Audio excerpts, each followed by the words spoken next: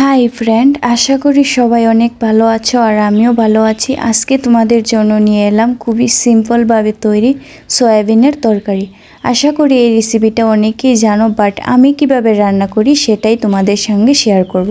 ভিডিওটা না টেনে দেখতে থাকো, আশা করি তোমাদের ভালো লাগবে।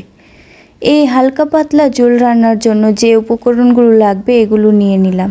এর মধ্যে আছে পরিমাণ মতো জিরা, আদা, কাঁচা লঙ্কা, শুকনো লঙ্কা, দুটো পেঁয়াজ, একটা টমেটো এবং এলাচ, তেজপাতা।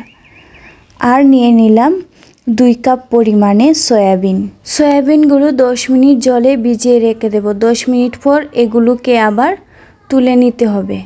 10 মিনিট পর এগুলো জল থেকে তুলে নিয়ে একটা কড়াই গরম করে এর মধ্যে দিয়ে দিলাম পরিমাণ মতো তেল দিয়ে এর মধ্যে দিয়ে দিলাম সয়াবিনগুলোকে আগে ভেজে নিতে হবে। আর এর মধ্যে দিয়ে দিতে হবে পরিমাণ মতো লবণ আর একটু হলুদ আর লবণ একসঙ্গে সয়াবিনের সঙ্গে খুব ভালো করে মিশিয়ে নেব। প্রায় 5 থেকে 6 মিনিট সময় নিয়ে সয়াবিনগুলোকে ভালো করে কষিয়ে নিব। আর আমার আজকের ভিডিওটা ভালো লাগলে একটা লাইক করো, শেয়ার করো এবং আমার চ্যানেলে নতুন হলে অবশ্যই সাবস্ক্রাইব করো। সয়াবিনগুলো ভাজা হয়ে গিয়েছে। এখন সয়াবিনগুলোকে একটা বাটির মধ্যে তুলে একই কড়াইয়ে আমি সামান্য পরিমাণে তেল দিয়ে এর মধ্যে ভেজে নেব আলুগুলো।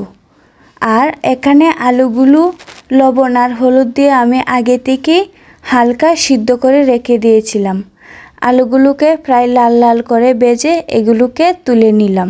আলুগুলো অপশনাল, তোমরা চাইলেও নাও দিতে পারো। আলু আর সয়াবিন ভাজার পর যে অবশিষ্ট তেলটা ছিল এর মধ্যে দিয়ে দিলাম পেঁয়াজ কুচি, এলাচ এবং তেজপাতা। আর এই সবগুলো উপকরণ ভালো করে মিডিয়াম আঁচে ভেজে নেব।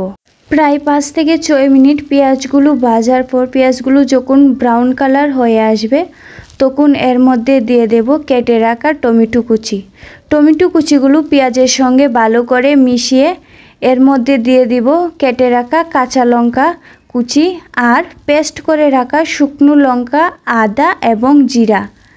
আর এর মধ্যে দিয়ে দিলাম সামান্য পরিমাণে জল, যাতে মশলাগুলো পুড়ে না যায়।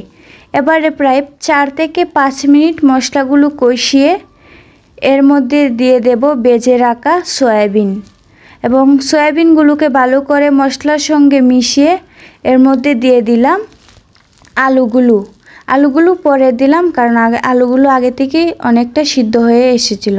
এখন সবগুলো উপকরণ ভালো করে মিশিয়ে আবার একটু কষিয়ে নেব। প্রায় 5 মিনিট কষানোর পর দিয়ে দিলাম পরিমাণ মতো জল। এখন ডেকে 10 মিনিট রান্না করব। তোমরা আমার রেসিপিটা ফলো করে একবার হলেও বাড়িতে বানাও, আশা করি সবার ভালো লাগবে।